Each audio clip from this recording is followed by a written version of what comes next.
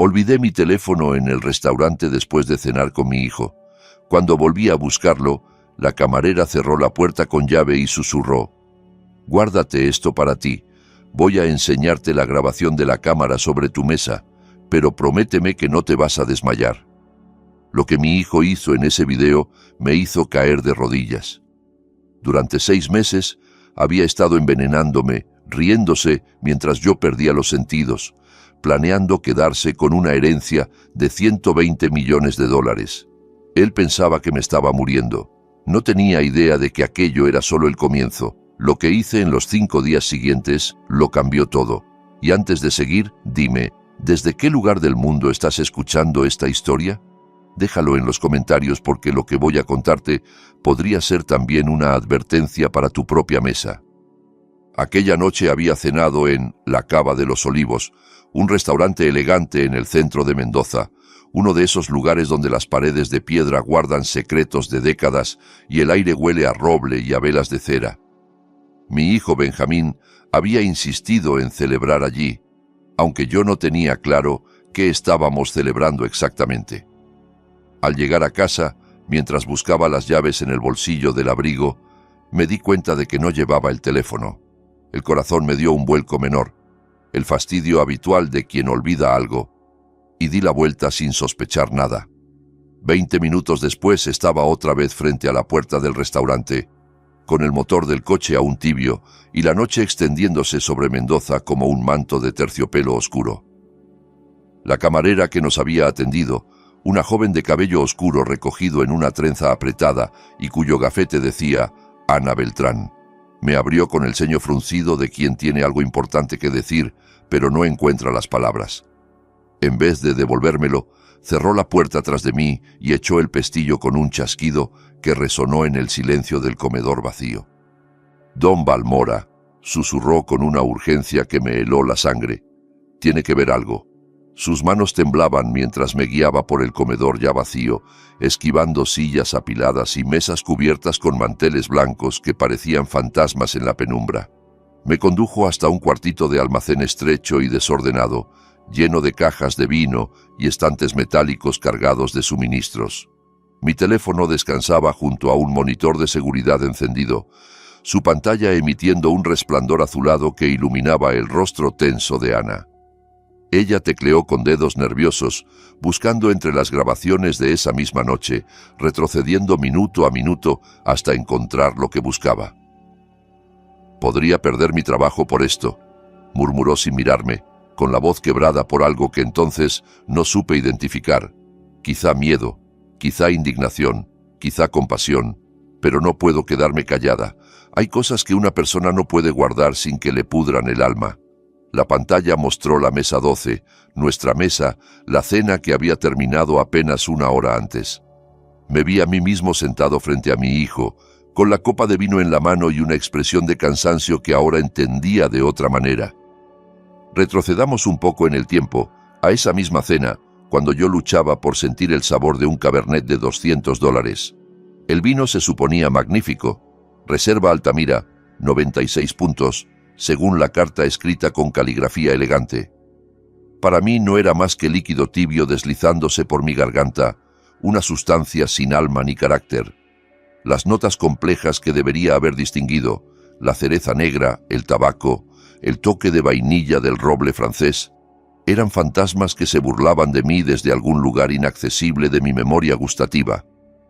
Llevaba meses así, convencido de que mi cuerpo finalmente me estaba traicionando, rindiéndose ante el peso implacable de los años. «Papá, te ves fatal», se inclinó mi hijo Benjamín, 37 años, vicepresidente de ventas de Bodega Balmora, la empresa que yo había levantado desde cero con estas mismas manos que ahora temblaban sin razón aparente. «Esos mareos están empeorando. ¿No crees que deberías tomarte unas vacaciones largas?» Su tono era de preocupación filial, pero había algo en sus ojos, un brillo fugaz, que mi mente aturdida no supo interpretar. A su lado, mi nuera Fernanda asentía con expresión grave, envuelta en seda verde esmeralda y adornada con oro de más, siempre con oro de más, como si necesitara recordarle al mundo constantemente su posición. Sus dedos largos y manicurados jugaban con el pie de su copa mientras me observaba con una mezcla de condescendencia y algo que ahora reconozco como impaciencia mal disimulada. El médico fue claro, Teodoro. Había dicho días antes, durante una de esas visitas a la finca, que cada vez se sentían más como inspecciones que como encuentros familiares. Es una degeneración propia de la edad. Tienes que aflojar antes de que pase algo serio. El mundo se inclinaba cada vez que giraba la cabeza demasiado rápido, como si el suelo decidiera jugarme una broma cruel. Llevaba meses perdiendo el olfato, primero sutilmente, confundiendo aromas que antes distinguía con facilidad, luego de forma más pronunciada, hasta que las flores del jardín se volvieron mudas. El gusto le siguió poco después, robándome primero los matices y después los sabores fundamentales.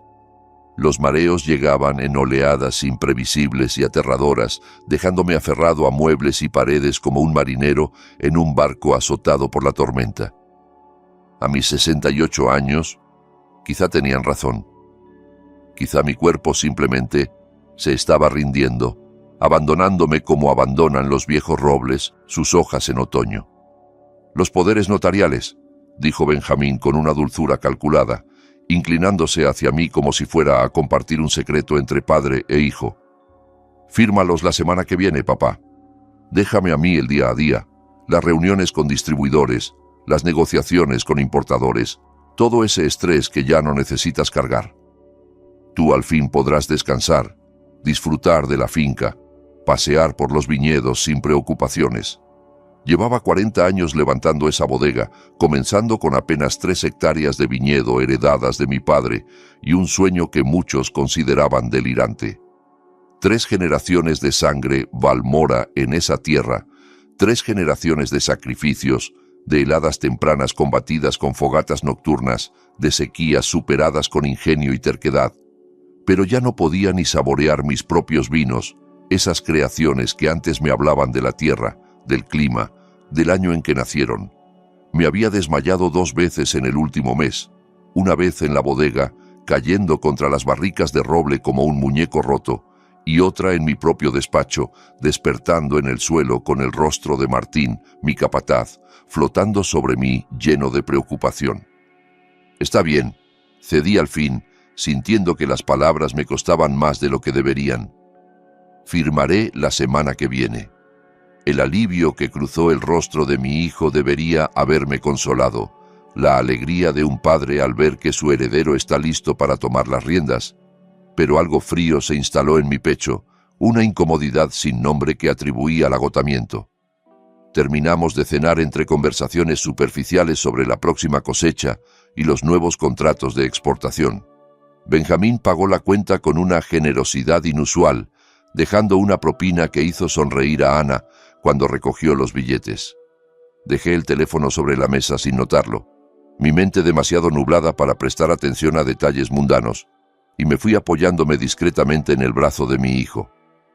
Solo cuando iba a mitad de camino a casa, con las luces de Mendoza brillando en el espejo retrovisor, palpé el bolsillo vacío y di la vuelta, pensando que sería una simple ida y vuelta para recoger un aparato.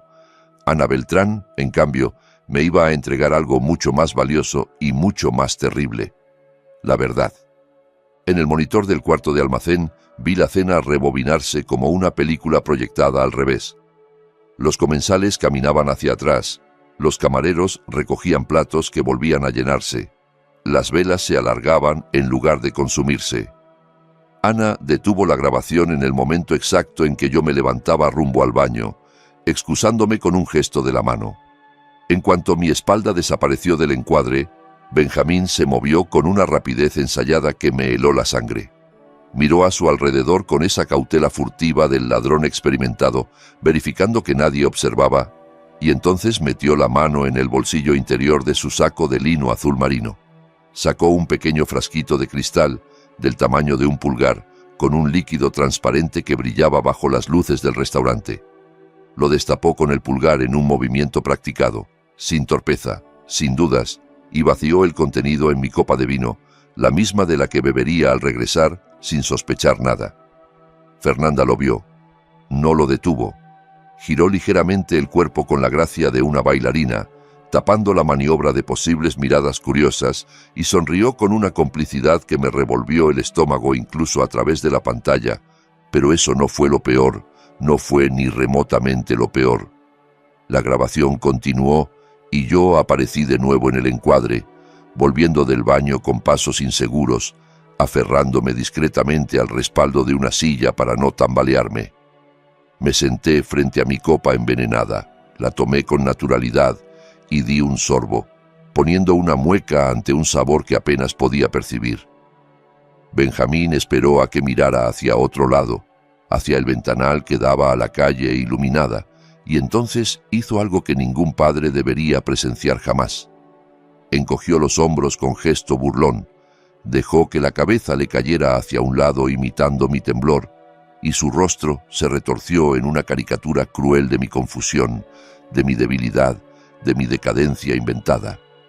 Fernanda se rió, muda en la grabación pero absolutamente inconfundible, tapándose la boca con la servilleta de lino blanco como una niña traviesa que celebra una broma pesada. Mi propio hijo envenenándome, burlándose de mí. Las piernas se me doblaron y caí de rodillas en el suelo de cemento de aquel cuarto de almacenamiento, entre cajas de aceite de oliva y botellas vacías que esperaban reciclaje.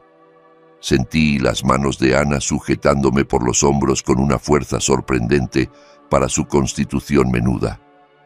«Lo siento tanto, don Teodoro, lo siento tanto», repetía una y otra vez, su voz quebrándose con cada palabra. No sabía qué hacer, no sabía a quién contárselo, pero no podía quedarme callada, no podía. No sé cómo logré salir de allí. Los minutos siguientes son un borrón de imágenes inconexas. El pasillo del restaurante alargándose como en una pesadilla, las puertas de vidrio abriéndose al aire nocturno, el estacionamiento de grava crujiendo bajo mis zapatos. Ana me acompañó tambaleante a través del aparcamiento, con mi teléfono apretado en una mano que no dejaba de temblar. El aire de la noche debería oler a jazmín. Los jardines del restaurante eran famosos precisamente por eso, por esas enredaderas de jazmín que trepaban los muros de piedra y perfumaban las mesas del patio. Yo no olía nada, solo el vacío donde antes estaban mis sentidos, solo la ausencia cruel de todo lo que mi hijo me había robado. «No puede conducir así», dijo Ana plantándose frente a mí con los brazos cruzados. «Mire cómo tiembla, podría matarse en la carretera». «Estoy bien», mentí buscando las llaves del coche con dedos torpes. «No lo está». Su rostro joven se endureció bajo la luz amarillenta de los focos del estacionamiento, mostrando una determinación que contrastaba con su apariencia frágil. «¿Qué va a hacer ahora, don Teodoro? ¿Qué piensa hacer con lo que acaba de ver?» Una sola idea ardía entre el choque y la náusea, una llama pequeña pero feroz que se negaba a apagarse. Tenía 5 días. La reunión del consejo era el viernes, el último viernes antes de que Benjamín asumiera el control total de todo lo que yo había construido. Si no hacía nada, la semana siguiente mi hijo controlaría una fortuna de $120 millones. Para el mes próximo, yo sería un estorbo aparcado en algún departamento frente al mar, uno de esos ancianos que miran el horizonte sin ver nada, mientras mi heredero destruía 40 años de trabajo con la misma indiferencia con la que había vaciado ese frasquito en mi copa. «Esto termina el viernes», dije, sorprendiéndome de lo firme que sonaban mis propias palabras en medio del temblor que sacudía mi cuerpo entero. Acababa de ver a mi hijo envenenarme, reírse de ello como si fuera el chiste más gracioso del mundo, cualquier enfermedad que yo creyera tener, toda esa degeneración propia de la edad que habían diagnosticado los médicos con expresiones graves y palmaditas condescendientes en el hombro, era una mentira cuidadosamente construida. Benjamín llevaba meses, quizá más, envenenándome poco a poco, debilitándome hasta que firmara la cesión de mi vida entera. Pero tenía 5 días. 5 días para averiguar qué estaba usando, por qué lo hacía y cómo detenerlo. 5 días para salvar todo lo que mi familia había construido en 3 generaciones de sangre, sudor y lágrimas. Ana me apretó el brazo con una familiaridad que en otras circunstancias habría sido inapropiada entre un cliente y una camarera, pero que en ese momento se sintió como un salvavidas lanzado a un hombre que se ahoga. «Dígame, ¿cómo puedo ayudar?», pidió, y en sus ojos vi algo que había olvidado que existía en el mundo. Bondad genuina, sin segundas intenciones, sin cálculos de beneficio. Aún no tenía respuesta para ella, pero allí, de pie en aquel estacionamiento de grava bajo un cielo sin estrellas, con la traición tan fresca como una herida abierta que sangraba sin cesar, supe con absoluta claridad una sola cosa. Aquello terminaba el viernes. No importaba lo que tuviera que hacer, no importaba a quién tuviera que enfrentar, no importaba si me quedaba sin hijo en el proceso. Aquello terminaba el viernes. El pequeño laboratorio de la casa de carruajes olía a mi padre. Roble, alcohol y 40 años de trabajo meticuloso destilados en rastros químicos que impregnaban cada superficie, cada herramienta, cada rincón de aquel espacio sagrado. Era pasada la medianoche cuando abrí la puerta con la llave que siempre llevaba colgada del cuello.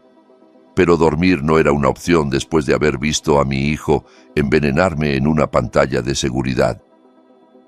Las luces fluorescentes zumbaban sobre mi cabeza con ese sonido familiar que había acompañado tantas noches de experimentación y descubrimiento, iluminando equipos que mi abuelo había traído desde Europa en los años 30, matraces de vidrio con bordes pulidos por el uso, serpentines de cobre bruñidos por 3 generaciones de manos Balmora, balanzas de precisión que aún funcionaban con la exactitud de relojes suizos. Aquella noche los necesitaba para algo que ningún Balmora antes que yo había necesitado, para que me dijeran exactamente cómo me estaba matando mi propio hijo. El saco que había llevado a la cena tenía una mancha de vino en la manga, un pequeño derrame que en su momento me había molestado pero que ahora se convertía en evidencia crucial. Corté con tijeras quirúrgicas el trozo de tela manchado, con cuidado de no contaminar la muestra con residuos de mis manos. Lo metí en un tubo de ensayo, añadí disolvente con la precisión de quien ha repetido ese gesto miles de veces, lo sellé y lo agité hasta que la mancha se disolvió en un líquido turbio que contenía, sin saberlo yo aún, las respuestas que buscaba. Mientras la muestra se preparaba, bajé mis viejos manuales de toxicología de los estantes superiores del laboratorio, volúmenes polvorientos de la Universidad Nacional de Cuyo que no abría desde los años del posgrado. Las páginas amarillentas crujían bajo mis dedos mientras buscaba información sobre compuestos que afectaran el sistema sensorial sin causar muerte inmediata. Si había veneno en mi sistema, el análisis químico lo revelaría. Todo deja rastros, me había enseñado mi padre mientras me mostraba cómo identificar enfermedades de la vid, observando las manchas en las hojas. Incluso la traición más cuidadosamente ocultada deja rastros para quien sabe mirar. El cromatógrafo necesitó 1 hora y media para calentarse y correr la muestra, 1 hora y media de espera que pasé dando vueltas por el laboratorio como un animal enjaulado, con la mente saltando de posibilidad en posibilidad. ¿Qué compuesto podía destruir gusto y olfato sin matarme de inmediato? ¿Qué sustancia haría que un médico, incluso uno competente, confundiera el cuadro con una simple degeneración senil? Pensé en metales pesados, en neurotoxinas, en compuestos industriales, recorriendo mentalmente el catálogo de venenos que había estudiado décadas atrás por curiosidad académica, sin imaginar jamás que algún día necesitaría ese conocimiento para salvar mi propia vida. Cuando por fin la impresora escupió los resultados, con su característico zumbido mecánico, tuve mi respuesta en forma de 2 picos químicos nítidos, inconfundibles, que se alzaban en el cromatograma como acusaciones escritas en tinta científica. Un quelante de zinc, diseñado para unirse al zinc en la sangre y arrastrarlo fuera del cuerpo a través de los riñones con eficiencia despiadada. Y un bloqueador de receptores de sulfito, un producto de química industrial usado en pruebas de producción vinícola, jamás pensado para consumo humano, jamás probado en seres vivos con intención de curar. Juntos eran una maldad brillante, una combinación diabólicamente elegante que solo alguien con conocimientos muy específicos podría haber diseñado. La deficiencia de zinc destruye el gusto y el olfato de forma gradual, casi imperceptible, imitando el envejecimiento natural con una perfección que engañaría a cualquier médico. El bloqueador de sulfito atacaba en específico los receptores que detectan los compuestos aromáticos del vino, saboteando justo el sentido alrededor del cual había construido mi vida entera, mi identidad, mi razón de ser. No estaba perdiendo el paladar por viejo. Benjamín lo estaba desmantelando pieza por pieza, con la paciencia de un relojero que desmonta un mecanismo complejo, sabiendo exactamente qué tornillo aflojar primero.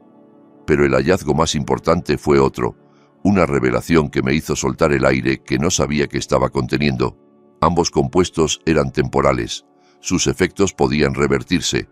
Si detenía la exposición de inmediato y suplementaba con zinc en dosis terapéuticas, mis sentidos regresarían despacio, pero por completo. Benjamín no quería que muriera, al menos no todavía. Me necesitaba roto, confundido, lo bastante desesperado como para firmarlo todo, lo bastante agradecido de tener un hijo que se hiciera cargo como para no hacer preguntas incómodas. Dejé el laboratorio cuando el primer gris del amanecer asomaba por el horizonte y volví a la casa principal con los resultados del análisis en el bolsillo de la bata. Benjamín y Fernanda se habían marchado a su departamento en Buenos Aires después de la cena. Venían a la finca 3 o 4 veces por semana para supervisar, según decían ellos, para vigilar al viejo que se muere, sabía ahora yo, pero dormían en la ciudad. La casa era toda mía, y esa noche se sentía diferente, como si las paredes mismas hubieran cambiado al enterarse de la traición que albergaban. Empecé por la cocina, revisando cada armario, cada estante, cada rincón donde pudiera esconderse el veneno. En el armario de las vitaminas encontré lo que buscaba. Las botellitas de suplementos que Benjamín me había regalado 3 meses antes sonreían con etiqueta verde y tipografía amigable. Fuerza natural. Soporte de zinc para tu salud, papá. Recordé el día que me las dio, su sonrisa afectuosa mientras insistía en que las tomara todos los días, su preocupación aparentemente genuina por mi bienestar. Despegué cuidadosamente la etiqueta, sintiendo que el corazón me latía en los oídos. Debajo, en letras negras y rojas que parecían gritar su acusación, se leía: Vintex Global, División de Soluciones Industriales, lote de prueba Alfa 7, no apto para consumo. El veneno, reempaquetado como suplemento vitamínico, entregado por mano de mi propio hijo con una sonrisa y un beso en la frente. Subí las escaleras hacia el antiguo dormitorio de Benjamín, la habitación que había ocupado desde los 5 años hasta que se fue a vivir solo a los 23. La puerta crujió al abrirse, revelando un espacio que él ya no usaba pero que mantenía como territorio propio, lleno de trofeos de polo de su juventud, fotografías de viajes exóticos, recuerdos de una vida que yo había financiado sin cuestionar. En el cesto del baño encontré más frasquitos vacíos, todos con el mismo logo corporativo, todos con la misma advertencia ignorada. Propiedad de Vintex Global. Prohibida su venta. Alguien le estaba abasteciendo, alguien con acceso a químicos industriales de alta pureza y una ausencia absoluta de conciencia, alguien que veía en mi destrucción una oportunidad de negocio. El cajón de su escritorio guardó la pieza final del rompecabezas, la clave que explicaba todo el horror. Deudas de juego, docenas de ellas, fichas de casino de Ciudad de Panamá, Punta del Este y Cancún, estados de cuenta bancarios con adelantos de efectivo rodeados en rojo desesperado, cada uno más grande que el anterior, cada uno cavando un hoyo más profundo. Total acumulado, $3.200.000. Pago exigido en 90 días, 3 meses, exactamente el periodo que llevaban mis síntomas. Si yo firmaba la semana siguiente, Benjamín controlaría una bodega valorada en $120 millones, más que suficiente para saldar sus deudas con generoso margen, más que suficiente, al parecer, para justificar destruir a su propio padre. Me senté en el viejo escritorio de caoba que había pertenecido a mi padre, el mismo donde él firmaba contratos cuando yo era niño, y lo observaba fascinado. rodeado ahora de pruebas de una traición que él jamás habría podido imaginar. Tras de mí, en su repisa de siempre, la fotografía de Catalina sonreía con esa luminosidad que el tiempo no había conseguido apagar. Su rostro risueño quedó congelado 20 años atrás en esa misma habitación, durante una tarde de vendimia, cuando la pillé con la cámara mientras ordenaba los libros de Benjamín. «Deja eso, Teodoro», me había dicho riendo, «estoy hecha un desastre». Pero para mí nunca estuvo más hermosa que en ese momento, con el pelo revuelto y las mejillas sonrojadas por el trabajo en el campo. Ahora la miraba con ojos nuevos, ojos que habían visto demasiado, y sentí que no podía enfrentar aquello solo. Benjamín tenía un socio, alguien en Vintex Global, le había proporcionado los compuestos y lo había ayudado a planearlo todo. Yo necesitaba a alguien en quien confiar ciegamente, alguien que no me cuestionara, que no dudara, que simplemente estuviera a mi lado como había estado durante 35 años de trabajo compartido. Alcancé el teléfono con manos que finalmente habían dejado de temblar y busqué el número de Martín Cruz, mi capataz, mi amigo, el hombre que conocía cada cepa de mis viñedos tan bien como conocía las líneas de su propia mano. Contestó al segundo timbrazo, con la voz ronca de quien ha sido arrancado del sueño profundo, pero no se queja. «Teodoro, son las 3 de la mañana. ¿Qué pasa?» «Te necesito en la finca», dije, sorprendiéndome de la calma antinatural de mi propia voz. «Ahora mismo. Y Martín, no se lo digas a nadie, ni a tu mujer, ni a los peones, ni a nadie». Hubo un silencio breve, pesado como plomo, lleno de preguntas que él tuvo la sabiduría de no hacer. Conocía ese tono, lo había escuchado antes, en las crisis de heladas tardías y plagas devastadoras, en los momentos en que todo pendía de un hilo y no había tiempo para explicaciones. «En 20 minutos estoy ahí», respondió simplemente, y colgó sin añadir una sola palabra. Miré los viales alineados sobre el escritorio como soldaditos de vidrio, cada uno conteniendo las pruebas de mi destrucción planificada. Vintex Global. Para el viernes sabría exactamente quiénes eran, conocería sus rostros, sus nombres, sus motivaciones. Y ellos aprenderían lo que ocurre cuando se meten con un Balmora. El sábado por la mañana, después de una noche en vela planificando cada detalle con Martín, hice la llamada que pondría todo en marcha. Respiré hondo 3 veces antes de marcar, ensayando mentalmente mi papel, preparándome para la actuación más importante de mi vida. Mi voz temblaba cuando Benjamín contestó, pero no por debilidad real, sino por el esfuerzo deliberado de sonar débil, de interpretar al anciano moribundo que él creía haber creado. «Benjamín, no puedo esperar a la semana que viene. Ven hoy, trae los papeles». Hubo un silencio al otro lado de la línea, un silencio que me imaginé lleno de sonrisas contenidas y miradas de triunfo compartidas con Fernanda. Luego su tono cuidadosamente compuesto. «Papá, ¿estás seguro? No sé, suenas muy mal». Desperté y no pude oler el café. Lo dejé resonar, quebrando adrede la voz como si estuviera a punto de llorar. «Nada, hijo. Ni amargo, ni dulce, ni nada. Se ha ido todo. No queda nada de mí». Escuché un murmullo apagado en su lado de la línea, seguramente consultando con Fernanda, probablemente celebrando en silencio. Cuando volvió a hablar, su voz estaba pulida por una emoción que intentaba disimular, pero que yo ahora podía reconocer perfectamente. El júbilo del cazador que ve a su presa caer en la trampa. «Estaremos allí a las 2, papá. Gracias por confiar en nosotros. De verdad, gracias». Me rendí por completo en la interpretación, dejando que mi voz sonara derrotada, rota, agradecida. «Solo quiero que esto se acabe, hijo. Solo quiero descansar». A las 2 en punto de la tarde, el Mercedes negro de Benjamín apareció por el camino de entrada flanqueado de álamos centenarios. Los observé desde la ventana del salón mientras aparcaban frente a la casa principal, mientras bajaban del coche con expresiones de preocupación cuidadosamente ensayadas, mientras sacaban una caja de pastelería y una carpeta de cuero que contenía mi sentencia de muerte civil. Los poderes notariales venían preparados por algún abogado cómplice, perfectos en su redacción, listos para recibir una firma temblorosa. Los recibí en bata, apoyándome pesadamente en el marco de la puerta principal, como si apenas pudiera mantenerme en pie, permitiendo que la mano me temblara al extenderla hacia mi hijo. Los ojos de Benjamín brillaron un segundo con algo que se parecía mucho a la victoria antes de que lo ocultara bajo capas de preocupación filial. «Papá, estás hecho polvo. Deberías estar en cama». «Me siento hecho polvo».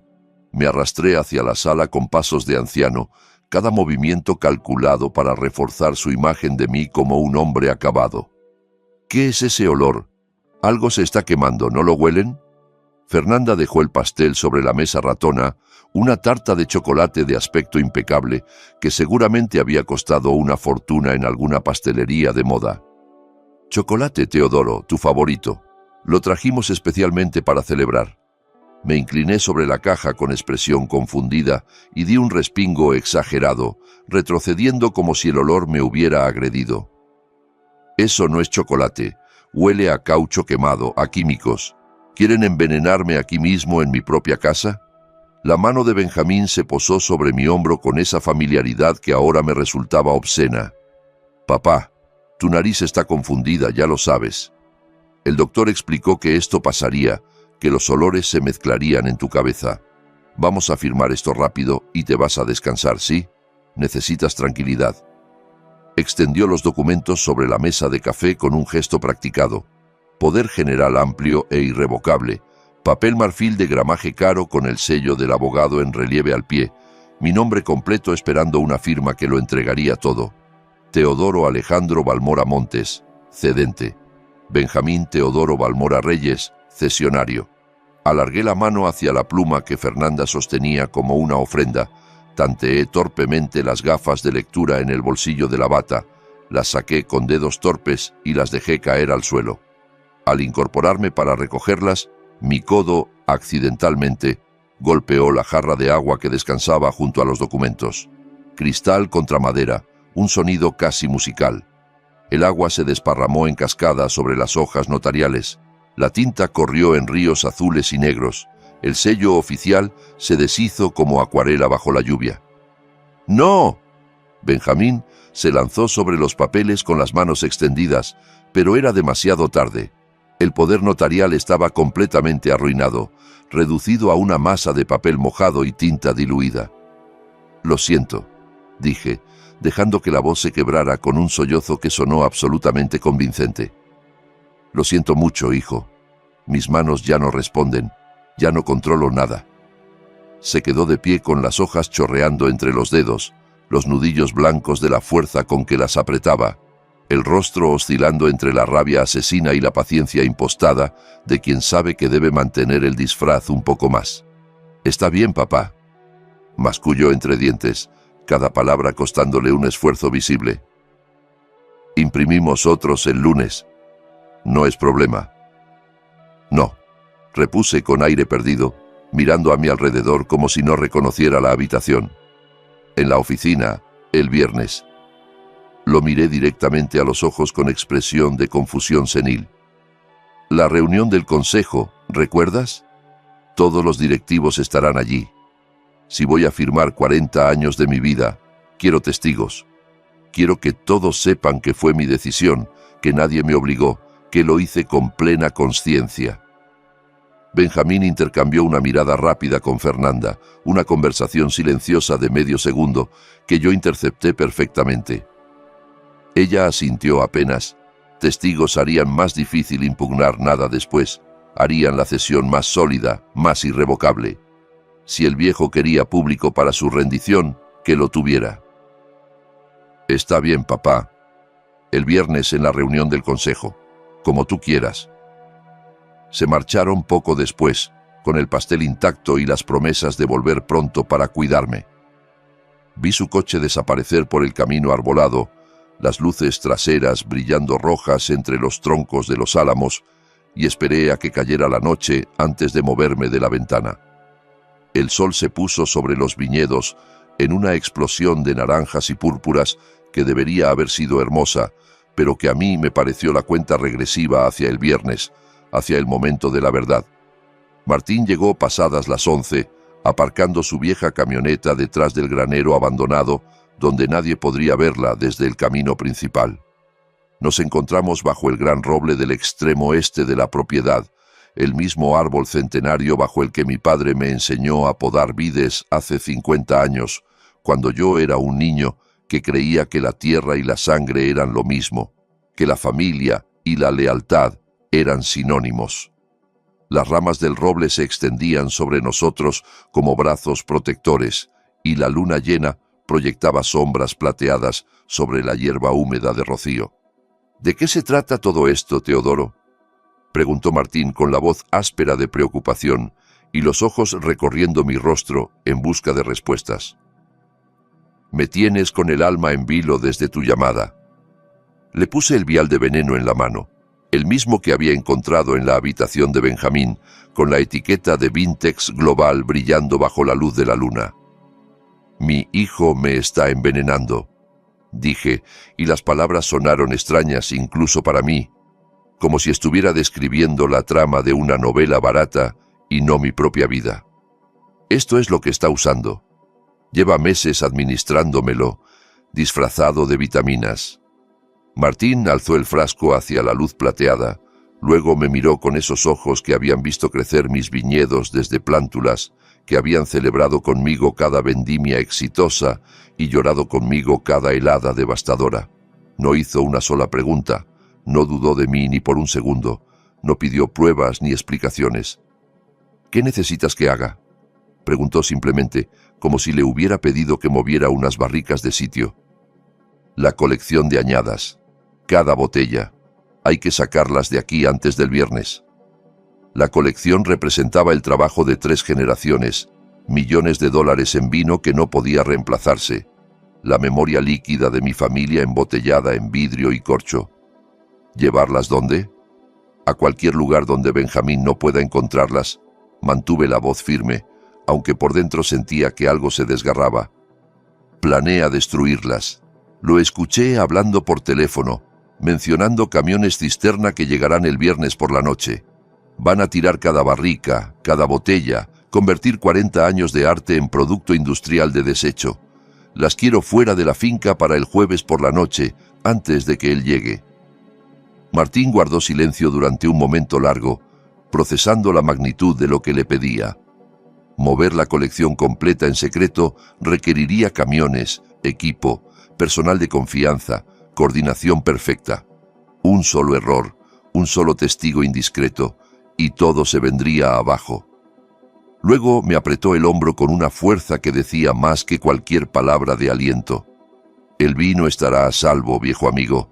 Te lo juro por mi madre, que en paz descanse. 35 años juntos significaban confianza, sin necesidad de explicaciones largas, pero vi en sus ojos que comprendía perfectamente el riesgo. Sabía que lo que le pedía podía costarnos todo si fallábamos. Sabía que estábamos jugándonos no solo el vino, sino posiblemente nuestra libertad. El jueves por la noche, repetí, sintiendo que sellábamos un pacto más solemne que cualquier contrato notarial. Martín asintió una sola vez y se perdió en la oscuridad sin añadir nada más.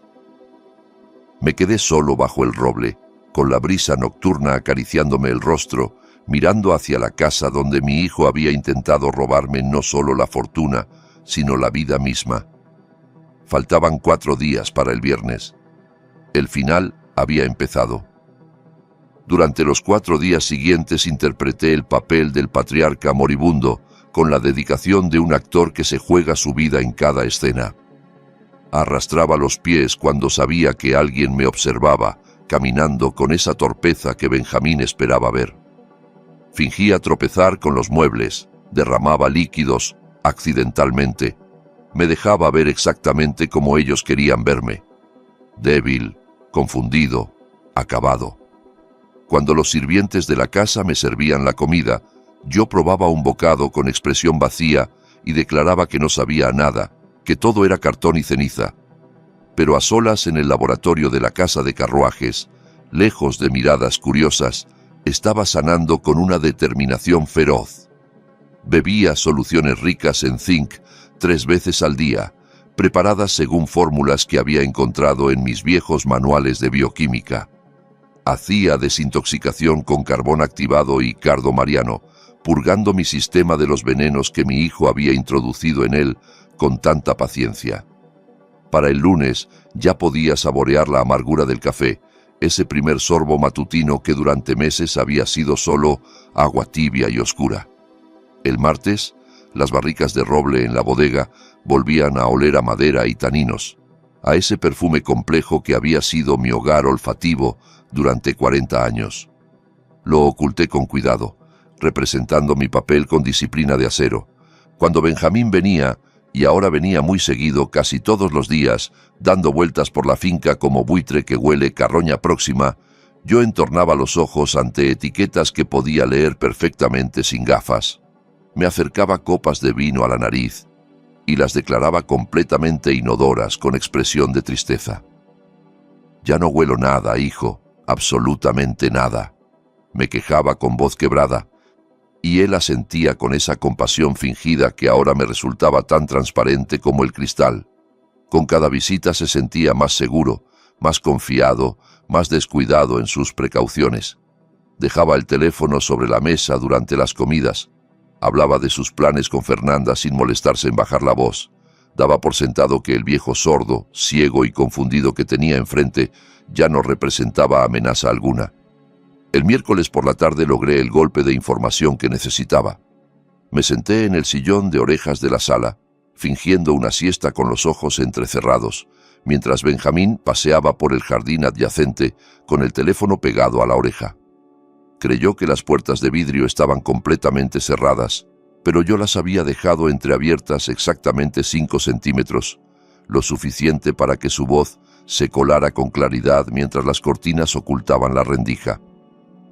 «El viernes por la noche entran los camiones cisterna», decía, con ese tono de ejecutivo que da órdenes y espera obediencia.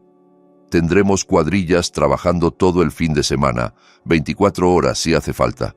Lo tiramos todo, cada barrica, cada botella. El lunes por la mañana tendremos efectivo en las cuentas».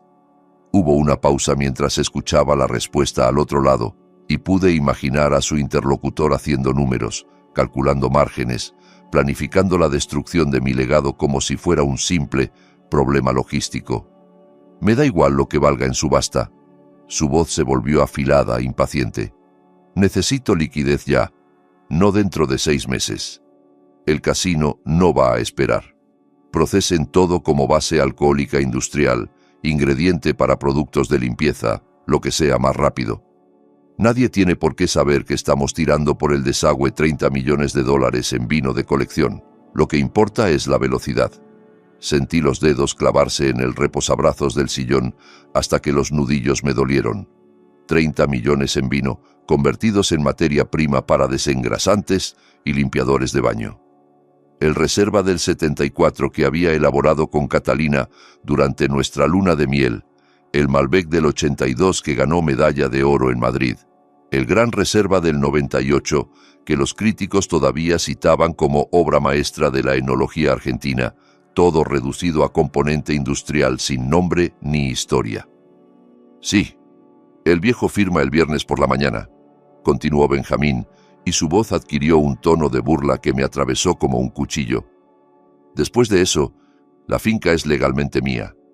Rebrand completo al final de mes, tu línea limpia y fresca en los estantes de supermercado para la campaña de Navidad». Soltó una carcajada que resonó a través del cristal. Créeme, Teodoro Balmora no sabrá ni qué lo golpeó. Para cuando se dé cuenta de lo que estamos haciendo con su precioso legado, estará demasiado senil para detenerlo. Probablemente ni siquiera recordará su propio nombre. La llamada terminó con promesas de más conversaciones y brindis anticipados por el éxito. Benjamín volvió a entrar por la puerta del jardín. Me vio aparentemente dormido en el sillón con la boca entreabierta y sonrió con satisfacción antes de subir las escaleras hacia su antigua habitación.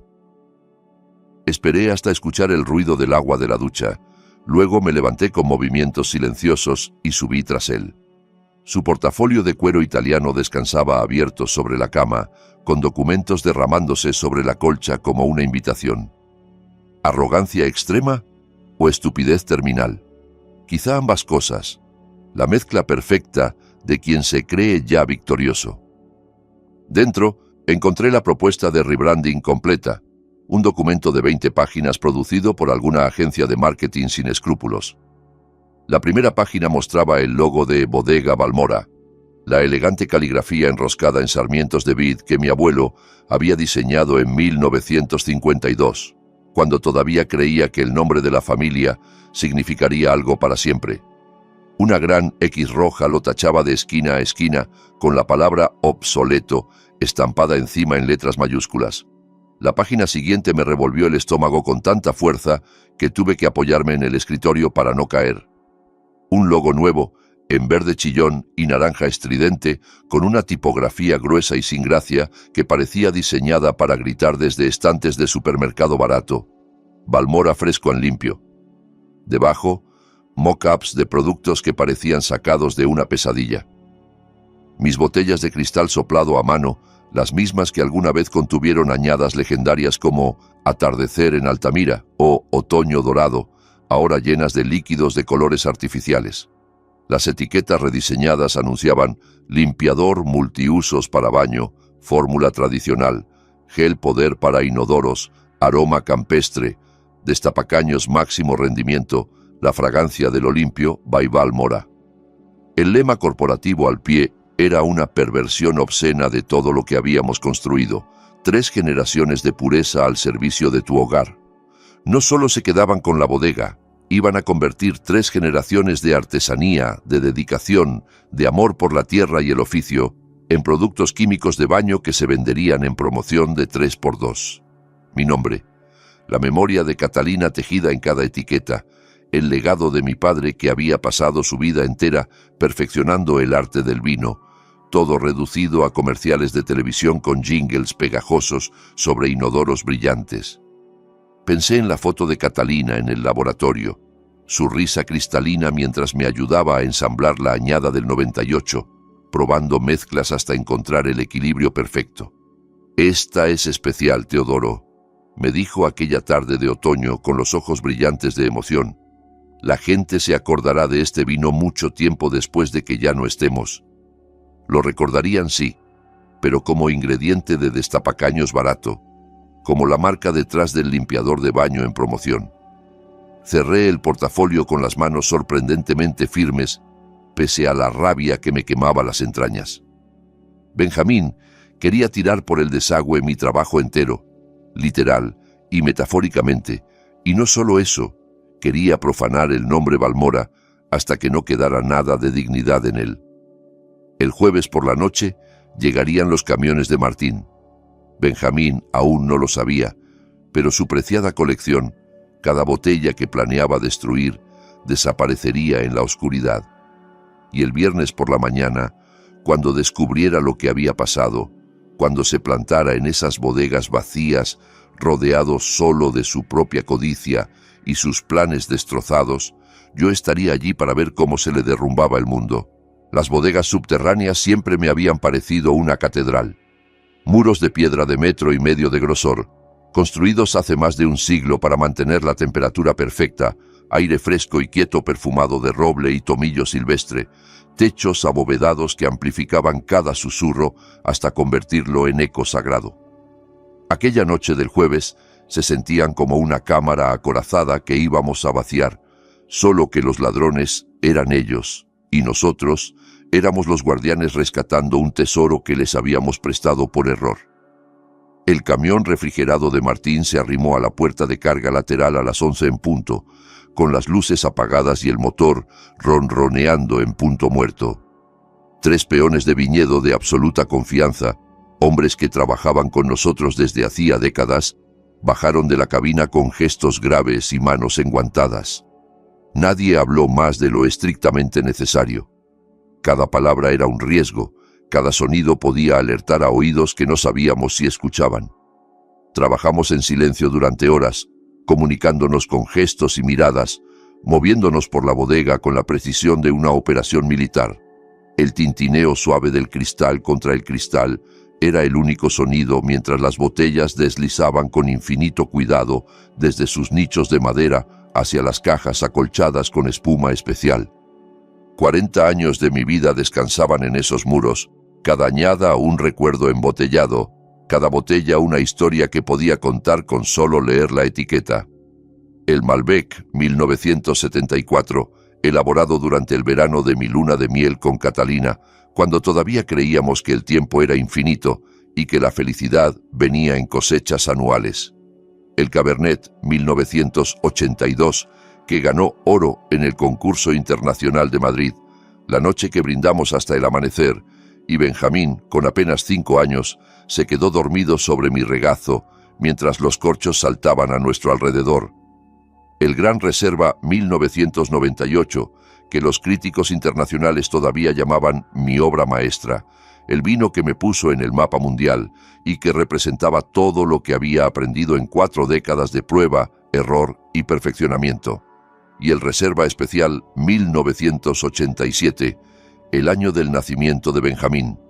Ese año hice 20 cajas, 240 botellas en total, y guardé cada una con el cuidado de quien preserva reliquias sagradas. Estaban destinadas a abrirse en los hitos de su vida, su graduación universitaria, su boda con la mujer correcta, el nacimiento de su primer hijo, la tarde gloriosa en que tomaría las riendas de la bodega con orgullo y gratitud, no con veneno y mentiras. Celebraciones que nunca llegarían, brindis que jamás se harían. Saqué una de esas botellas del 87 de su casillero con la reverencia de quien sostiene algo sagrado. La etiqueta estaba levemente amarillenta tras 37 años de espera paciente. El lacre de cera roja que sellaba el corcho mostraba grietas finas como arrugas de anciano sabio. Dentro, el vino había madurado con la paciencia de quien conoce su destino, esperando un momento digno de su contenido, un momento que mi hijo había decidido no merecer. La hice cuando él nació, dije en voz baja, casi para mí mismo. Martín se había acercado silenciosamente a mi lado, su sombra alargándose junto a la mía sobre el suelo de piedra. Recuerdo el día exacto en que la embotellé. Catalina sostenía a Benjamín en brazos, envuelto en una manta azul, y yo le prometí que cada gota de este vino llevaría su nombre. La reservé para el día en que se la ganara, para el momento en que demostrara ser digno del legado Balmora. Martín miró la botella con ojos que habían visto nacer y morir generaciones de vides, y luego me miró a mí. Su rostro curtido por décadas de sol y viento estaba triste, pero firme como la piedra de las bodegas. «Guárdala para alguien que lo merezca, Teodoro», dijo con la sencillez de quien expresa verdades fundamentales. «El vino no tiene la culpa de nada». Asentí una sola vez, sintiendo que algo se rompía dentro de mí al mismo tiempo que algo nuevo nacía, y la coloqué con un respeto casi ceremonioso en la caja acolchada que esperaba su turno de partir. Alguien bebería ese vino algún día, alguien que entendiera lo que significa construir algo despacio, con paciencia y amor, ladrillo sobre ladrillo, vendimia tras vendimia. Solo que ese alguien no sería mi hijo. El equipo trabajó toda la noche con una disciplina metódica que habría impresionado a cualquier observador. Cada botella se catalogó en una lista que Martín guardó en el bolsillo interior de su chaqueta, se envolvió en papel protector libre de ácido y se cargó en los camiones con control de temperatura que esperaban en fila como soldados obedientes. Las reservas de los años 50 que mi padre había elaborado con sus propias manos, cuando la bodega era apenas un sueño y un puñado de viñas, salieron primero, las más frágiles, las más valiosas, las que contenían el ADN original de todo lo que vino después. Después fueron las añadas de los 60 que consolidaron la reputación de Balmora en toda Argentina, los vinos que pusieron nuestro nombre en las cartas de los mejores restaurantes de Buenos Aires. Luego, los experimentales de los 70, cuando empecé a jugar con barricas de roble húngaro y técnicas que los tradicionalistas consideraban heréticas. Finalmente, las joyas de las décadas recientes, cada una esperando alcanzar su plenitud como esperan los hijos alcanzar la madurez. Las reemplazamos con señuelos cuidadosamente preparados. Botellas del mismo formato llenas de agua teñida de rojo con colorante alimentario de grado industrial, perfumadas con un aroma sintético a vino barato que Martín compró en efectivo en un almacén de insumos para restaurantes en las afueras de la ciudad, donde nadie hacía preguntas. A simple vista, en la penumbra de la bodega, parecían absolutamente auténticas, hileras perfectas de botellas que brillaban con promesas falsas. De cerca, si alguien se molestaba en abrirlas, eran completamente inútiles, igual que las promesas de mi hijo. A las 5 de la mañana, cuando el cielo comenzaba a aclararse por el este anunciando un nuevo día, el último camión refrigerado se perdió en la penumbra gris previa al amanecer, llevándose consigo la historia completa de mi familia embotellada en vidrio y esperanza. Las bodegas lucían absolutamente idénticas a como habían lucido durante los últimos 40 años, botellas brillando en sus estantes con las etiquetas hacia afuera, motas de polvo flotando en un aire que todavía olía a roble y misterio. Pero cada una de esas botellas era ahora una mentira cuidadosamente construida, una trampa esperando a su víctima, un espejo que reflejaría la codicia de mi hijo de vuelta hacia su rostro. Cerré con llave la pesada puerta de la bodega, sintiendo el peso del hierro antiguo en mis manos, y regresé a la casa principal, caminando despacio entre las hileras de viñas que comenzaban a despertar con la luz del alba. Logré dormir 2 horas inquietas en el sofá del despacho, con sueños fragmentados llenos de botellas que se rompían y voces que susurraban traiciones. Al despertar, el sol se alzaba triunfante sobre el viñedo, dorando cada hoja, cada racimo, cada gota de rocío que brillaba como diamante efímero. Me duché con agua fría para despejar los últimos vestigios de cansancio y me vestí con cuidado deliberado. No con el cardigan descolgado y las pantuflas gastadas que Benjamín esperaba encontrar, sino con mi traje de lana gris marengo de corte impecable, el mismo que había llevado al entierro de Catalina 10 años atrás, el mismo que guardaba para las ocasiones más solemnes de mi vida. Aquel día no iba a enterrar a una persona, sino algo quizá más doloroso, la ilusión de que mi hijo era quien yo creía que era. La reunión del consejo comenzaba a las 9 en las oficinas de Buenos Aires. Tomé café en la cocina, solo, y pude saborearlo de verdad por primera vez en meses, amargo, complejo, real, exactamente como debía ser. Me miré al espejo del recibidor antes de salir. Ojos claros y alerta, manos firmes como no lo habían estado en mucho tiempo, mentón levantado con la dignidad de quien sabe que la justicia está de su lado. Benjamín creía que ya había ganado, que el anciano confundido firmaría cualquier papel que le pusieran delante y desaparecería de su vida como un estorbo finalmente resuelto. Estaba a punto de descubrir lo que pasa cuando intentas destruir a un Balmora en su propia tierra. El viernes por la mañana, de pie frente al espejo del vestidor ajustándome el nudo de la corbata con dedos expertos, sentí la mirada de Catalina desde la fotografía enmarcada sobre la cómoda. 10 años habían pasado desde que la perdí, pero su voz me sonaba tan nítida como si estuviera sentada en el borde de la cama, observándome vestirme como hacía cada mañana de nuestra vida juntos. «Haz lo correcto, Teodoro, no lo fácil», solía decirme cuando enfrentaba decisiones difíciles en el negocio. «Lo fácil es para los cobardes, y tú no eres cobarde». Aquella fotografía se tomó en plena vendimia, 20 años atrás, cuando el mundo todavía tenía sentido. Llevaba su viejo sombrero de paja con la cinta descolorida, riéndose a carcajadas de algo que yo había dicho, con manchas de jugo de uva en la blusa blanca y el pelo revuelto por el viento de marzo. Benjamín tenía 17 años entonces. Todavía era el hijo que yo creía conocer. Antes del juego, antes de Fernanda, antes del veneno que ahora corría por mis venas en retirada. Recordé sus últimos días en el hospital, los de Catalina, cuando el cáncer de páncreas se la llevó en 6 meses crueles, que parecieron durar una eternidad y un instante al mismo tiempo. Casi al final, cuando la morfina difuminaba todo excepto su voluntad inquebrantable, me apretó la mano con una fuerza sorprendente. «Cuida de Benjamín», susurró, cada palabra un esfuerzo. cada sílaba un regalo que se negaba a dejar sin entregar. Es más frágil de lo que parece. Necesita guía.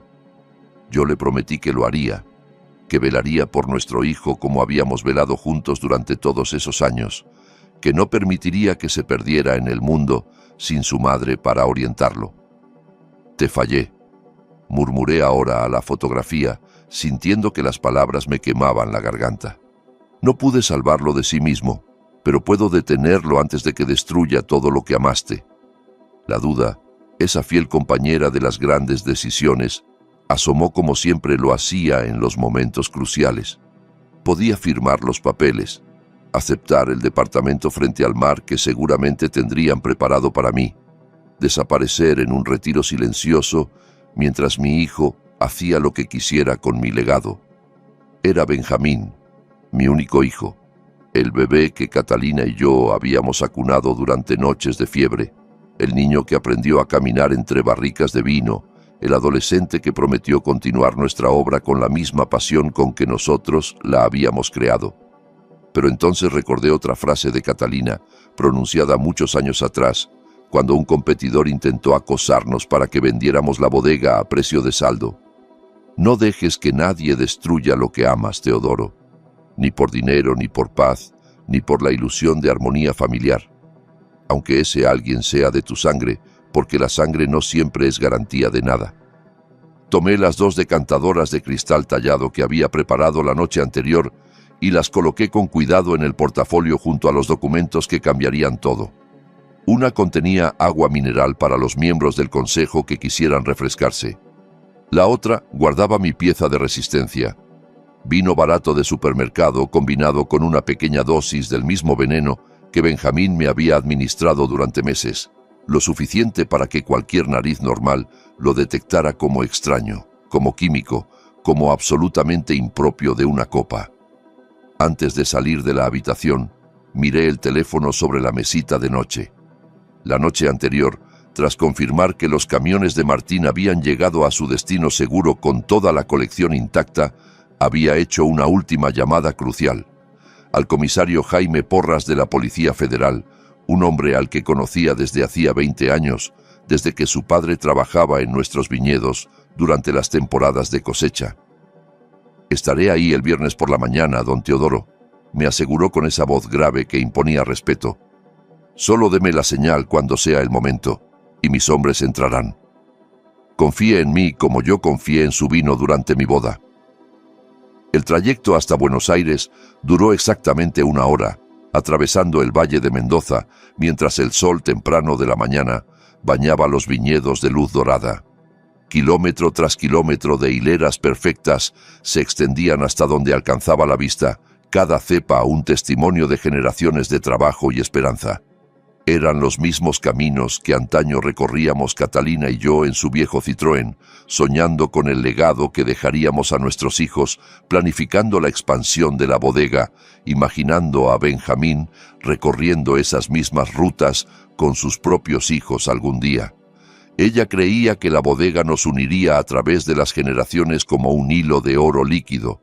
Al final, fue el espejo que reveló la avaricia que anidaba en el corazón de nuestro hijo, la oscuridad que ninguno de los dos quiso ver cuando todavía había tiempo de corregirla.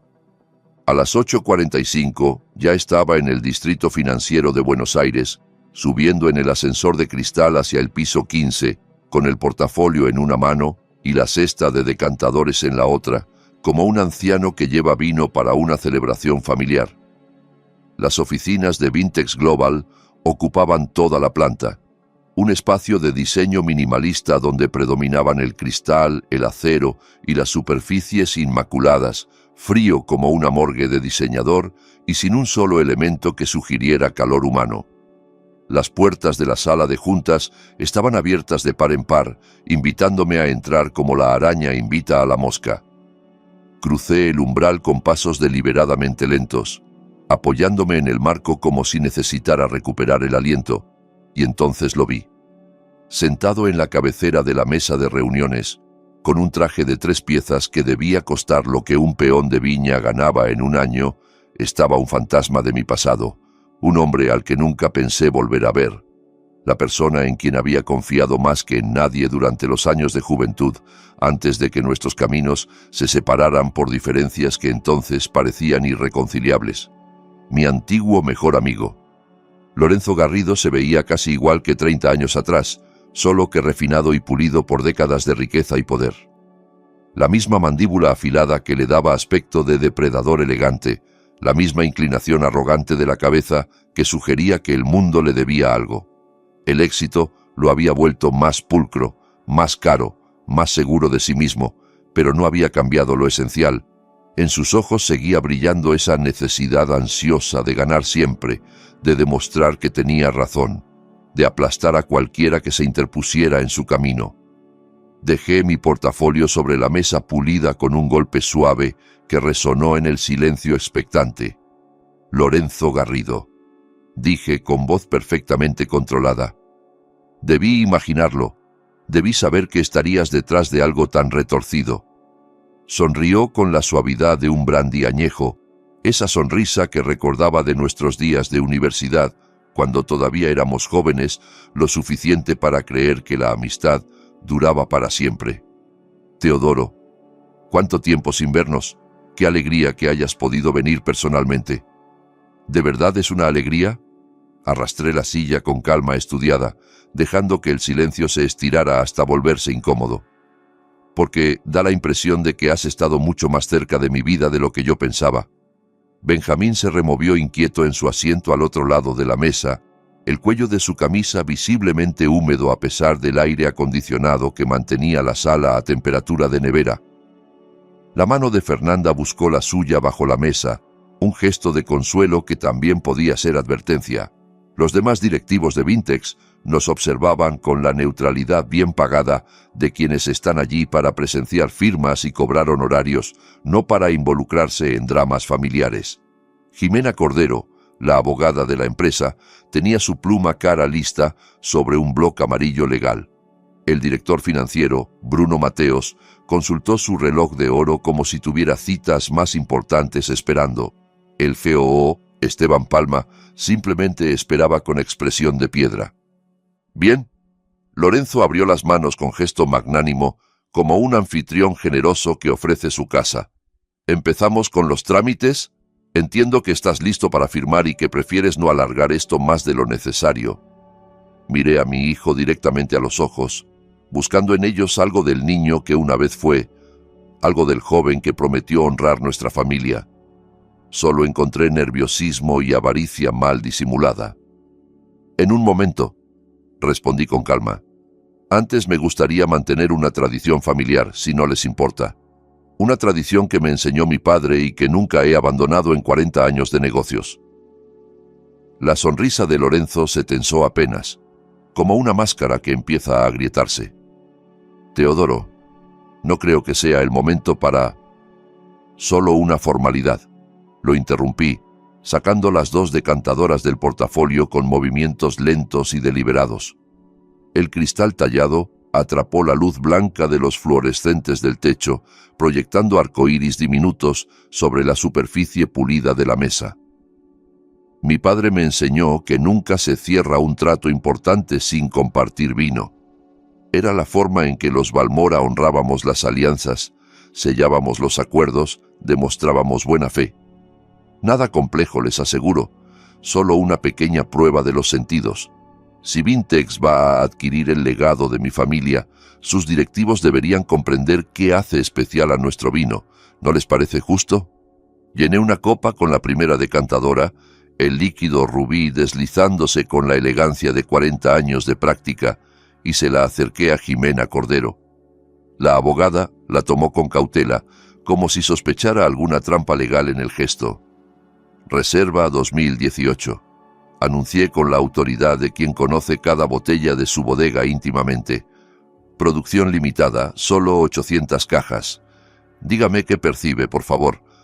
Ella acercó la nariz a la copa con el gesto típico de quien ha tomado cursos de cata en algún resort de fin de semana.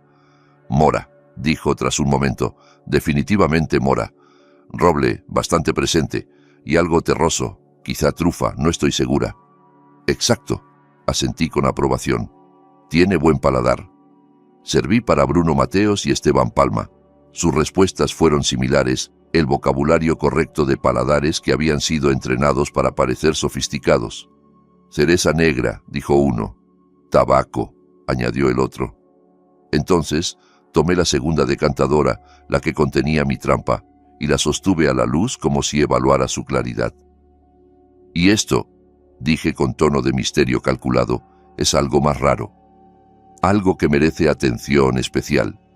Serví primero para Lorenzo.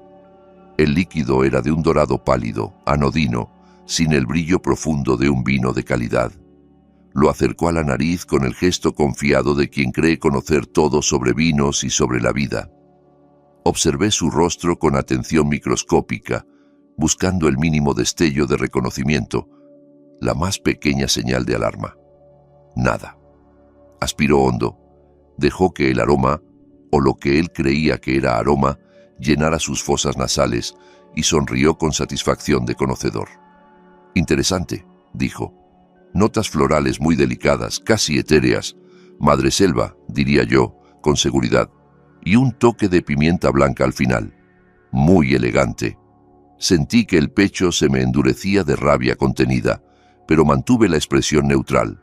Serví una copa para Benjamín y se la acerqué. ¿Y tú, hijo? ¿Qué hueles? Su mano tembló visiblemente al tomar la copa. Sabía que algo no cuadraba, podía sentir la trampa cerrándose a su alrededor, pero no acertaba a identificar exactamente qué estaba mal. Sus ojos fueron de Fernanda a Lorenzo, buscando una señal, una guía, alguna indicación de cómo debía responder. Roble, balbuceó al fin, pronunciando la palabra como si fuera una pregunta. Roble, sí. Y cereza, quizá. Algo de tierra también. Es muy complejo. El mismo léxico dubitativo y genérico que siempre usaba cuando pretendía entender de vino sin tener la menor idea de lo que estaba saboreando. Dejé la decantadora sobre la mesa con suma delicadeza, como si contuviera explosivos. El silencio en la sala se podía cortar con un cuchillo. Interesante, dije, dejando que la palabra flotara en el aire. Muy, muy interesante.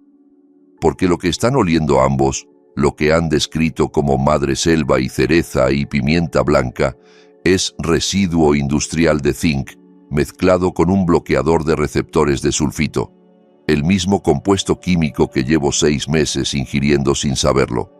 El veneno diseñado específicamente para destruir mi paladar, mi olfato, mi capacidad de distinguir un gran vino de agua sucia. El silencio en la sala se volvió absoluto, tan denso que parecía tener peso físico.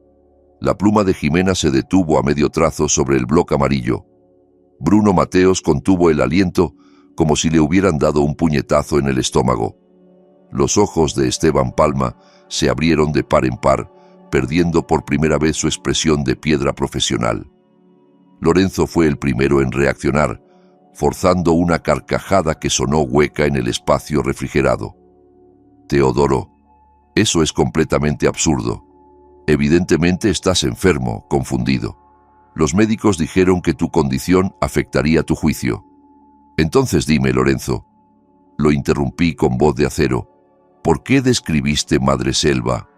¿Por qué Benjamín dijo cereza? Me volví hacia la abogada con expresión serena. Jimena, usted identificó correctamente la reserva 2018. Los otros 2 directivos también acertaron. Ellos, en cambio, señalé a Lorenzo y a mi hijo, describieron este brebaje químico como si fuera vino fino porque sus narices funcionan perfectamente y aún así eligieron mentir. Mintieron confiados en que yo ya no podría notar la diferencia entre un Malbec de reserva y veneno industrial. Mi nariz dejó de funcionar, sí, pero no por la edad, gracias a ellos. El rostro de Benjamín se había puesto del color del papel de oficina, toda la sangre drenada hacia algún lugar invisible. Papá, yo no sé de qué estás hablando. Esto es una locura. ¿No sabes de qué hablo?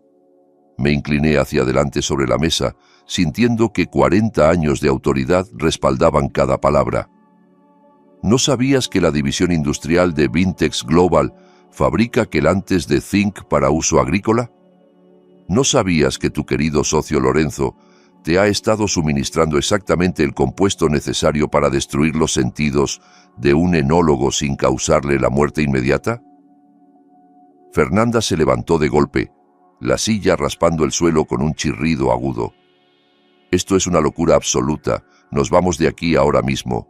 Voy a llamar a nuestros abogados. Siéntate. Mi voz cortó el aire como una cuchilla recién afilada, con una autoridad que sorprendió incluso a mí mismo. Aún no hemos terminado. Todavía no hemos llegado a la parte más interesante de esta reunión. La mandíbula de Lorenzo se tensó visiblemente.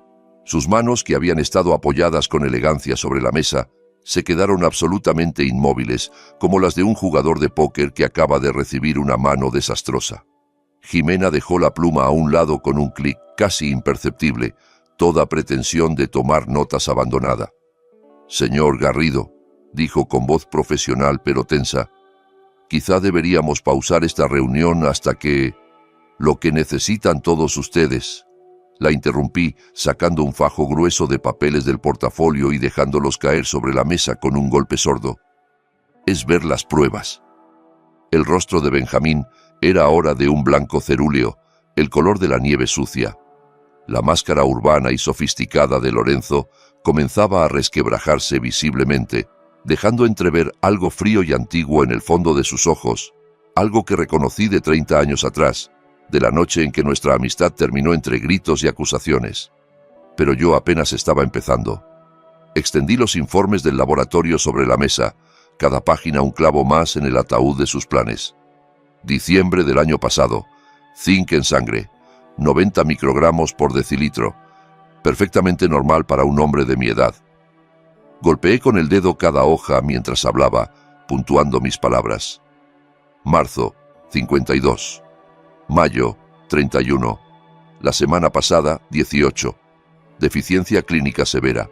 6 meses de envenenamiento sistemático, perfectamente documentado por laboratorios independientes que no tienen idea de quién soy ni por qué les pedí estos análisis.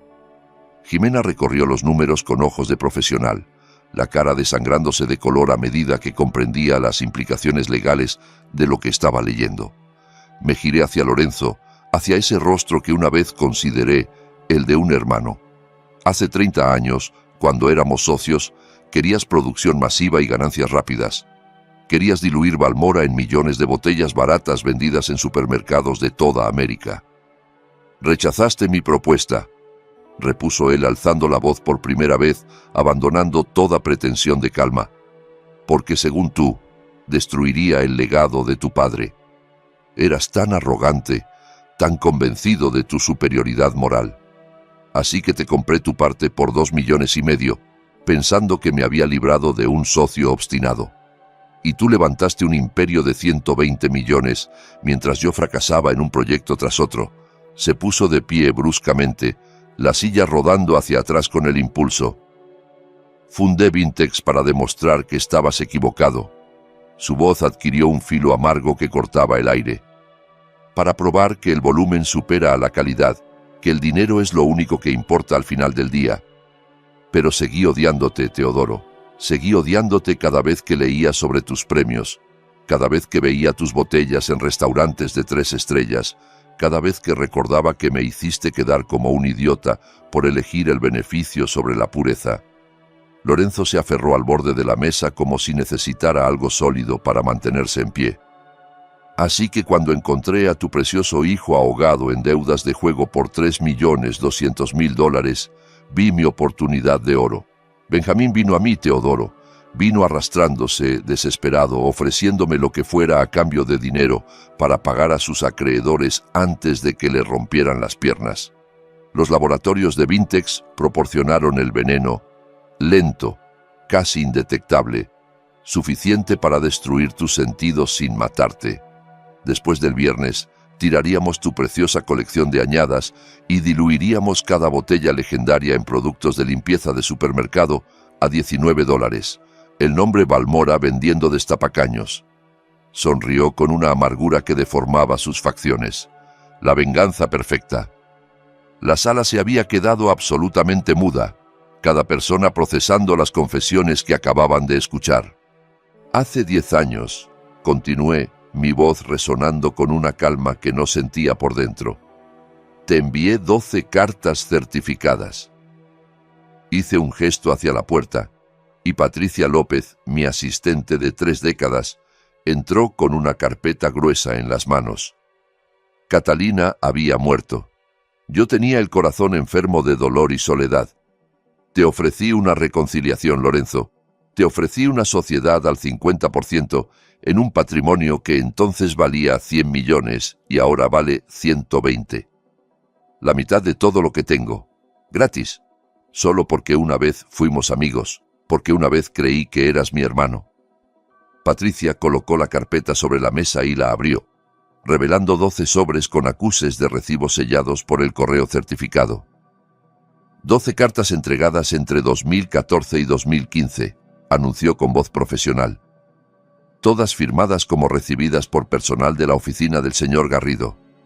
Ninguna respondida. El rostro de Lorenzo se volvió del color de la ceniza mojada, toda arrogancia drenándose de sus facciones. Intentaste reconciliarte, musitó Jimena, más para sí misma que para nadie. Intenté darte una redención, dije, sintiendo que cada palabra pesaba como piedra. Y estabas demasiado consumido por la envidia y la venganza para siquiera abrir los sobres. Dejé mi teléfono sobre la mesa y pulsé el botón de reproducción. La grabación que había hecho el miércoles mientras fingía dormir llenó la sala con la voz inconfundible de mi hijo. El viejo ya no puede saborear nada, está completamente acabado. El viernes cerramos el trato y después de eso es mío. Entran los camiones cisterna esa misma noche y tiran toda la colección directamente al desagüe. Vamos a convertir el legado sagrado de papá en materia prima para limpiador de baño. Risas crueles resonaron desde el altavoz.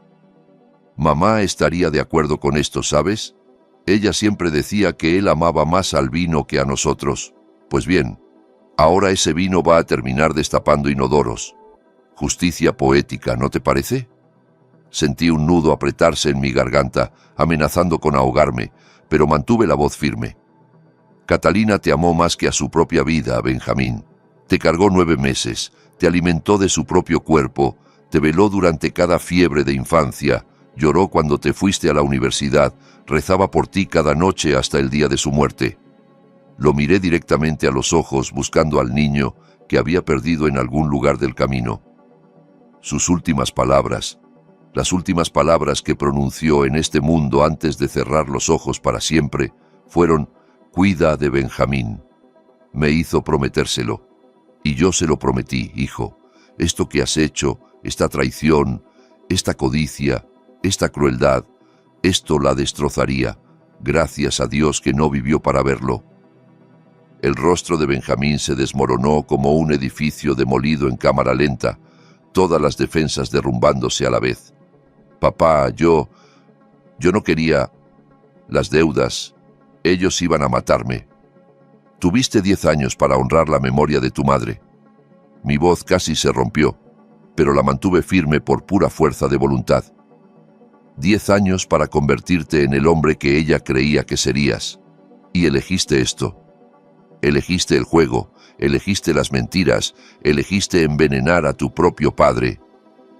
Me incorporé de la silla, sintiéndome curiosamente ligero ahora que todo estaba dicho. Querías la colección de añadas para destruirla. Pues bien, tengo noticias para ti. Martín Cruz y su equipo sacaron cada botella de la finca el jueves por la noche. Tus preciados camiones cisterna solo encontrarán agua teñida de rojo con colorante alimentario. La colección está a salvo, en un lugar donde nunca podrás encontrarla. Eso es imposible, susurró Benjamín, las palabras apenas audibles. Las bodegas estaban llenas. Yo las vi. Viste exactamente lo que quise que vieras, respondí. Señuelos, botellas vacías de tu padre vacío. La puerta de la sala de juntas se abrió con un golpe sordo, y el comisario Jaime Porras entró flanqueado por 2 agentes de uniforme, sus pasos resonando en el silencio sepulcral. Benjamín Balmora, Lorenzo Garrido, declaró con voz oficial que no admitía réplica. Quedan detenidos por los cargos de conspiración criminal, intento de homicidio en primer grado, fraude agravado y administración de sustancias nocivas. Tienen derecho a guardar silencio. Todo lo que digan puede y será usado en su contra. El chasquido metálico de los grilletes, cerrándose sobre las muñecas de mi hijo, pareció resonar más fuerte que cualquier palabra pronunciada en esa sala. Benjamín se desplomó en la silla sollozando, toda pretensión de dignidad abandonada. Fernanda gritaba algo sobre abogados y demandas, su voz aguda rebotando en las paredes de cristal. Lorenzo, en cambio, me sostuvo la mirada mientras los agentes lo esposaban y en sus ojos vi algo que se parecía extrañamente al respeto. Pude haber sido parte de algo grande 2 veces en mi vida, dijo con voz ronca mientras lo conducían hacia la puerta.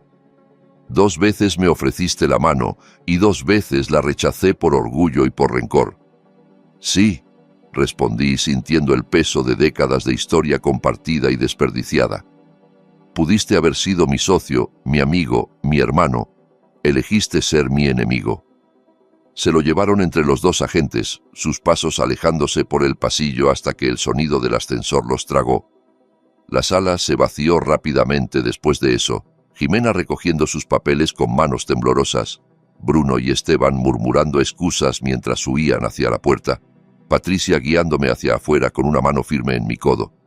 Me quedé solo frente al ventanal panorámico del piso 15, contemplando los edificios del distrito financiero que se alzaban como monumentos a la ambición humana, reflejando el sol de mediodía en miles de ventanas de cristal. Había ganado, había salvado la bodega, destapado la conspiración, detenido a los culpables. Pero la victoria tenía un sabor amargo que ningún vino del mundo podría endulzar. Ese día había enterrado a mi hijo. No en un cementerio con flores y oraciones, pero lo había perdido igual, quizá de forma más definitiva. El niño que una vez cargué en brazos, el joven que prometió continuar mi obra, el hombre que debería haber sido mi orgullo, ahora caminaría esposado hacia una celda. Y yo caminaría solo hacia una casa vacía. 6 meses después, la primavera llegó al Valle de Mendoza como siempre lo hacía. Primero tímida, con brotes verdes asomando entre los sarmientos secos, luego de golpe, en una explosión de vida que transformaba los viñedos en mares de esmeralda bajo el sol de septiembre. Las vides no se detuvieron a lamentar traiciones ni a llorar hijos perdidos. Simplemente siguieron creciendo, buscando la luz, produciendo uvas, cumpliendo su naturaleza con la sabiduría silenciosa de lo que sabe existir sin complicaciones. Y yo descubrí, despacio y con dolor, que las personas también pueden hacerlo. El amanecer bañaba de oro los viñedos de Finca Balmora, mientras caminaba entre las hileras junto a Ana Beltrán, que ahora llevaba una libreta en una mano y una pequeña lupa de enólogo en la otra. Había dejado su trabajo en el restaurante 3 meses atrás, cuando le ofrecí un puesto como mi aprendiz, y desde entonces absorbía conocimiento con la voracidad de quien ha encontrado finalmente su vocación verdadera. ¿Cómo sabes cuándo están listas las uvas para la cosecha?, me preguntó, deteniéndose frente a un racimo que brillaba con el rocío de la mañana. ¿Hay alguna fórmula? ¿Algún método científico? Acaricié las bayas con dedos que habían repetido ese gesto miles de veces a lo largo de 4 décadas, sopesando cada una, sintiendo su textura, su firmeza, su promesa. Las pruebas de laboratorio te dan números, respondí. Azúcar, acidez, pH. Pero eso no es lo que hace un gran vino. El momento perfecto lo decides con el corazón, no con la cabeza. Es una conversación entre tú y la vid, entre tú y la tierra, entre tú y las generaciones que vinieron antes. Ella sonrió y era la misma sonrisa valiente de aquella noche en la Cava de los Olivos, cuando tuvo el coraje de mostrarme la verdad que cambiaría todo, cuando arriesgó su empleo para hacer lo correcto. Entonces enséñame a escuchar, dijo. Benjamín fue condenado a 7 años de prisión por conspiración, intento de homicidio y fraude agravado. Fernanda lo dejó en menos de un mes después del juicio, contratando abogados para anular el matrimonio y marchándose a Europa sin un centavo de los Balmora. Lorenzo recibió 15 años por ser el cerebro de la operación, y Vintex Global se derrumbó en cuestión de semanas, con los accionistas huyendo del escándalo como ratas de un barco que se hunde. No fui a visitar a Benjamín en prisión. Quizá debería haberlo hecho. Quizá un mejor padre lo habría intentado. Pero cada vez que pensaba en ello, recordaba su risa en aquella grabación, su burla de la memoria de Catalina, y algo dentro de mí se cerraba como un puño. Tal vez algún día, tal vez nunca. El tiempo lo diría. Mis sentidos regresaron despacio durante los meses de recuperación, como amigos que vuelven de un largo viaje. Primero la sal, ese sabor fundamental que ancla todos los demás. Luego el dulzor, suave como un beso en la lengua. Y por último, gradualmente, todas esas notas complejas que había tardado 40 años en aprender a distinguir. El cedro y la mora del Malbec, el cuero y la tierra del Cabernet, la pimienta y la violeta del Tanat. Cada sabor recuperado era una victoria pequeña, una confirmación de que mi hijo no había logrado destruirme. Era como despertar de un sueño amargo para encontrar que el mundo seguía ahí, esperándome con paciencia. «Espérame aquí un momento», le dije a Ana esa mañana de primavera, sintiendo que había llegado el momento de cerrar un círculo. Caminé hasta el laboratorio de la casa de carruajes y volví con una botella polvorienta que había guardado en un lugar especial durante los últimos 6 meses. Reserva Balmora 1987, el año en que nació mi hijo, la añada que había reservado para celebraciones que nunca llegaron. Ana la tomó con reverencia, limpiando el polvo de la etiqueta con dedos cuidadosos. «Hice esta añada para celebrar su nacimiento», expliqué, sintiendo que las palabras me costaban más de lo que esperaba. La guardé 37 años esperando el momento perfecto. Ese momento no llegó como yo lo imaginé, pero quizá llegó de otra manera. Abrí la botella con el cuidado ceremonioso que mi padre me había enseñado, dejando que el corcho suspirara al liberarse después de casi 4 décadas de espera. Serví 2 copas, observando cómo la luz de la mañana se encendía en el líquido ámbar, revelando reflejos cobrizos que solo el tiempo puede crear. Ana levantó la suya con los ojos humedeciéndose, consciente del peso del momento. «Es preciosa», susurró después de aspirar el aroma que se elevaba de la copa. «Primero pruébala», insistí. «El aroma es solo la promesa, el sabor es la verdad». Ella dio un sorbo pequeño y observé cómo su expresión cambiaba. Primero sorpresa ante la complejidad, luego maravilla ante el equilibrio perfecto y finalmente una comprensión silenciosa de lo que significaba ese líquido, de los años de espera y esperanza que contenía cada gota. «Es perfecta», susurró bajando la copa. «No tengo palabras para describir lo que acabo de probar». «Sí, es perfecta». Le sostuve la mirada, sintiendo que tomaba una decisión que había estado madurando durante meses, quizá durante años. «Y ahora es tuya. Esta copa, esta bodega, todo este legado que mi familia construyó durante 3 generaciones. Todo es tuyo». Su mano tembló, casi derramando el vino. «Teodoro, yo no puedo aceptar esto. No llevo tu sangre. No tengo derecho». «No, Ana, no llevas mi sangre», respondí, y sentí que una paz extraña se instalaba en mi pecho mientras pronunciaba las palabras. «Pero eres mi heredera porque te lo has ganado. Me salvaste la vida aquella noche, cuando cualquier otro habría mirado hacia otro lado.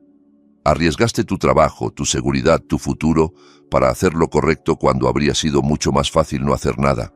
Sabes qué importa de verdad, la integridad sobre el beneficio, la calidad sobre la cantidad, la verdad sobre la conveniencia». Hice una pausa, mirando los viñedos que se extendían a nuestro alrededor. Eso es lo que significa ser un Balmora. No es cuestión de apellido ni de genética.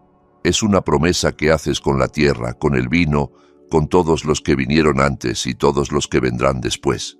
Es un compromiso de hacer las cosas bien, aunque nadie esté mirando.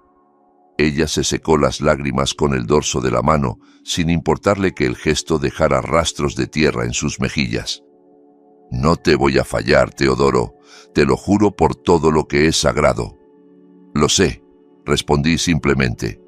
«Por eso te elegí». Miré hacia el horizonte, hacia el mar infinito de vides que se extendía hasta donde alcanzaba la vista. Durante 40 años creí que el legado era cuestión de sangre, de pasar algo a tus hijos biológicos simplemente porque compartían tu ADN. Catalina siempre supo más que yo, siempre fue más sabia en las cosas que realmente importan. «La familia no es biología», me dijo una vez mientras observábamos a Benjamín jugar en el jardín. «Es quien se queda cuando todo se complica, quien aparece cuando hace falta, quien cuida lo que amas como si fuera suyo». Entonces no entendí completamente lo que quería decir. Ahora lo entendía con una claridad que dolía. Alcé la vista al cielo que se aclaraba con el avance de la mañana, buscando entre las nubes alguna señal, alguna confirmación de que estaba haciendo lo correcto.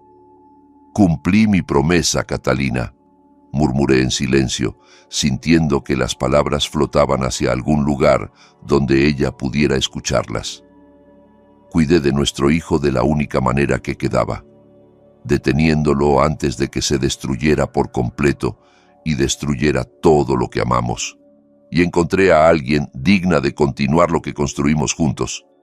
Alguien que entiende que el vino es más que fermentación y química. Alguien que sabe escuchar a la tierra. Ana me tocó suavemente el brazo, trayéndome de vuelta al presente, a los viñedos, a la mañana que se desplegaba a nuestro alrededor con toda su promesa de vida nueva. «¿Cuál es tu sueño ahora, Teodoro?», preguntó. «Después de todo lo que has vivido, después de todo lo que has perdido y ganado, ¿qué es lo que realmente quieres?». Observé las vides estirándose hacia el sol con esa hambre de luz que ninguna traición podía apagar. Pensé en venenos disfrazados de vitaminas, en traiciones escondidas tras almuerzos de domingo, en un hijo que había usado la memoria de su madre muerta para justificar su propia codicia. Pensé también en el video de seguridad, en la risa cruel, en los planes de convertir mi obra en limpiador de baño. Y luego pensé en Ana, en Martín, en todos los que se habían quedado cuando las cosas se complicaron. «Hacer vinos que digan la verdad», respondí finalmente, sintiendo que las palabras brotaban de algún lugar profundo que había olvidado que existía. «Vinos sin mentiras, sin disfraces, sin pretensiones vacías. Solo trabajo honesto que sabe exactamente a lo que es, a tierra, a esfuerzo, a generaciones de conocimiento pasado de mano en mano». Ella sonrió entre lágrimas que brillaban como diamantes bajo el sol de la mañana. «Entonces, hagámoslo juntos. Esta vez la historia termina con esperanza, no con amargura». El sol se elevó triunfante sobre el viñedo, dorando cada hoja, cada racimo, cada gota de rocío. Alcé mi copa de la añada 1987, el vino que hice el año que nació mi hijo, ahora convertido en herencia para alguien que lo merecía, y probé algo que no había sentido en más de un año de veneno y traición. No era ceniza ni arrepentimiento, no era el amargor metálico de la traición, ni el sabor hueco de la victoria a un precio demasiado alto. Era esperanza, esperanza líquida, embotellada en vidrio y memoria, esperando ser compartida con quienes supieran apreciarla. El legado no es la sangre, aprendí al final de todo. Es el espíritu que anima el trabajo. Es la dedicación que no se rinde ante las dificultades. Es el amor por el oficio transmitido de maestro a aprendiz, no necesariamente de padre a hijo. Es el respeto por lo que vino antes y la responsabilidad hacia lo que vendrá después. Y a veces, más a menudo de lo que queremos admitir, la familia que eliges con el corazón se mantiene más unida que la familia en la que naciste por accidente de biología. Las vides no se preocuparon por mi dolor durante esos meses oscuros. Siguieron creciendo con obstinación ciega, buscando la luz como siempre lo habían hecho, produciendo fruto como estaban destinadas a hacer desde que el primer Balmora plantó la primera cepa hace casi un siglo. Finalmente, yo también aprendí a hacer lo mismo. Seguir adelante, buscar la luz, producir algo de valor con el tiempo que me quedaba. Sentado ahora en la quietud de mi viñedo, con el sol calentándome los huesos viejos y el aroma del mosto fermentando en la bodega cercana, pienso en mi vida como una de esas historias que los abuelos cuentan a los nietos en las tardes largas de invierno. Dulce y amarga a la vez, con villanos y héroes, con traiciones y redenciones, con finales que no son exactamente felices, pero tampoco son tragedias completas. Mi lección dolorosa, la que pagué con meses de veneno y años de confianza destrozada, es simple y terrible a la vez. Nunca confundas sangre compartida con valores compartidos. Un hijo puede ser un extraño disfrazado de familia.